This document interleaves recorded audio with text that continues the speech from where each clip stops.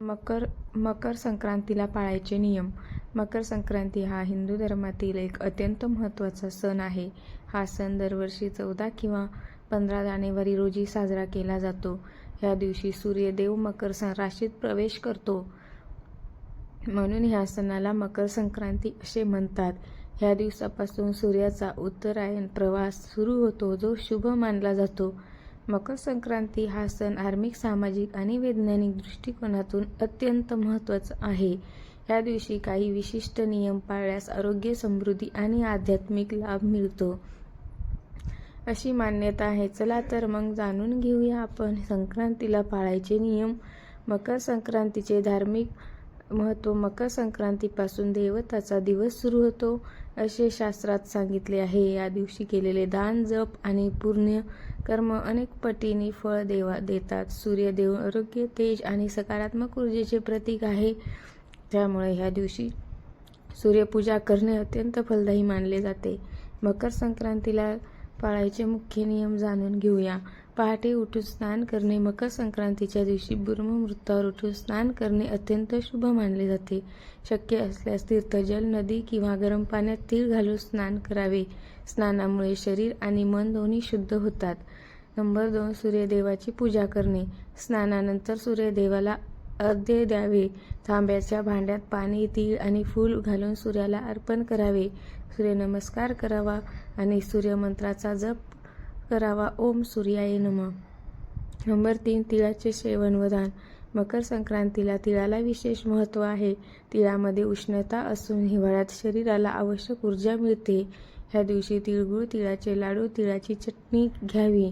तिळाचे दान करणे अत्यंत पुण्यकारक मानले जाते. तिळगुळ घ्या, गोड गोड बोला ही प्रार्था याच भावनेतून आली आहे. नंबर 4. दानधर्म करणे. ह्या दिवशी दान करणे अत्यंत महत्त्वाचे आहे. गरजू लोकांना खालील वस्तू दान कराव्यात.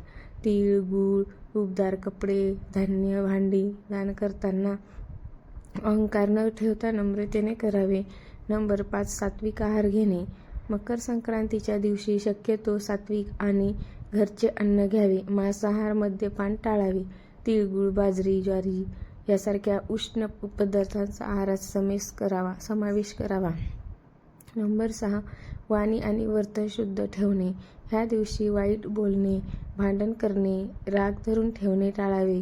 गोड बोला हा या सणाचा मुख्य संदेश आहे. जुने मतभेद मिटवून नातेसंबंध सुधारण्याचा प्रयत्न करा. नंबर 7. देवपूजा आणि जप. घरातील देवघरात पूजा करावी. विशेषतः सूर्यदेव, विष्णू किंवा गणपती याची पूजा करावी. शक्य असल्यास गायत्री मंत्र, सूर्यमंत्र किंवा विष्णू सहस्त्रनामाचा जप करावा. नंबर 8. पतंग उडवताना नियम पाळायचे आहेत. मकर संक्रांतीला पतंग उडवण्याची परंपरा आहे. पतंग उडवताना इतरांना त्रास होणार नाही याची काळजी घ्यावी. नायलॉन माजा वापरू नये, कारण तो पक्षी आणि माणसासाठी घातक असतो. स्वच्छता राखणे. घर, अंगण आणि परिसर स्वच्छ ठेवावे. सणाच्या दिवशी अस्वच्छता टाळावी. स्वच्छतेमुळे सकारात्मक ऊर्जा वाढते आणि घरात लक्ष्मी प्राप्त होते. नंबर 10. मोठ्यांचा आदर व आशीर्वाद घेणे. घरातील वडीलधारी मंडळी, गुरुजन यांचे आशीर्वाद घ्यावेत. लहानांना प्रेमाने तिळगुळ द्यावा. महिलांसाठी विशेष नियम आहेत, खालीलप्रमाणे जाणून घेऊया. सवाष्णी स्त्रियांनी हळदी कुंकू करावे. सौभाग्य वस्तू अर्पण कराव्यात. व्रत असल्यास नियमपूर्वक पालन करावे.